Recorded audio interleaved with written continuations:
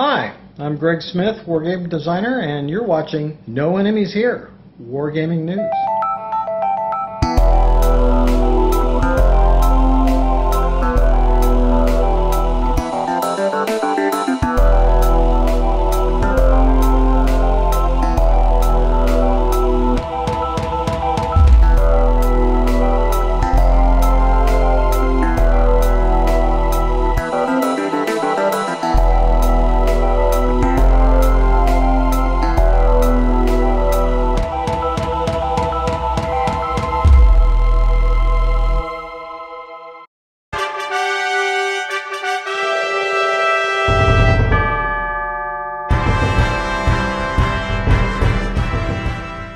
I'd like to thank everybody who participated in the People's Choice No Enemies Here 2018 Grognard of the Year. I'm going to tally up the votes, and voting is over, obviously. And next week, we're going to have a winner. Thank you very much.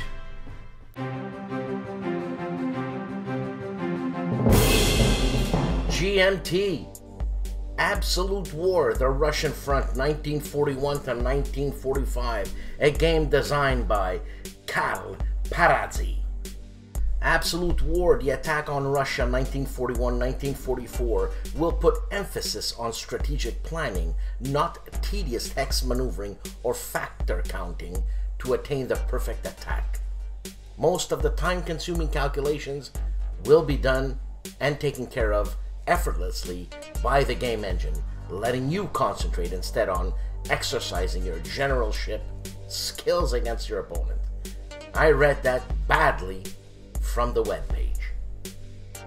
There's a note to this game. It says, due to player demand, the Absolute War now has an optional ending and can go the distance up to the year 1945.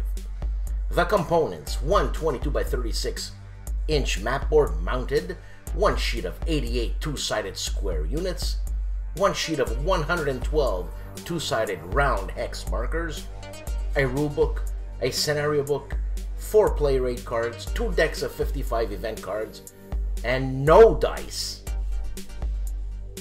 Number of players are 2, ages is 14 and up, playing time approximately 3 to 4 hours for a full campaign game, 1 to 2 hours for the shorter scenarios. Each unit is one army. Each area is about 200 kilometers from side to side. Each turn represents 2 months of real time. Complexity is low. Solitaire suitability is medium. Tank Duel, Enemy in the Crosshairs, a game designed by Mike Bertuccelli. Developers are Joe Aguayo and Jason Carr. What you get with this game is 220 cards, 16 full color mounted tank boards, 8.5 by 11, 2 full color 5/8 inch counter sheets, rulebook, scenario book, and 8 player aids. Complexity is medium low. Solitaire suitability is super high. Legion War Games, your chance to change history. Miracle at Dunkirk, the British withdrawal from France, May to June 1940. This is a solitaire game designed by Herman Lutman. This is a solitaire game that includes a 2-player option. It's meant to recreate the tense situation within the Dunkirk perimeter during those last 8 days in May and June of 1940. What you get with this game is a 22 by 25.5 inch map, 75 1-inch unit counters, 20-page rulebook, 50 standard size event cards. Player aids, you get 2 8.5 by 11 inch cards and 3 scenarios. The map scale is point to point. The unit size is battalion to divisions. Time scale is 8 hours per turn. Players are 1 to 2. Complexity medium. Solitaire suitability is very high.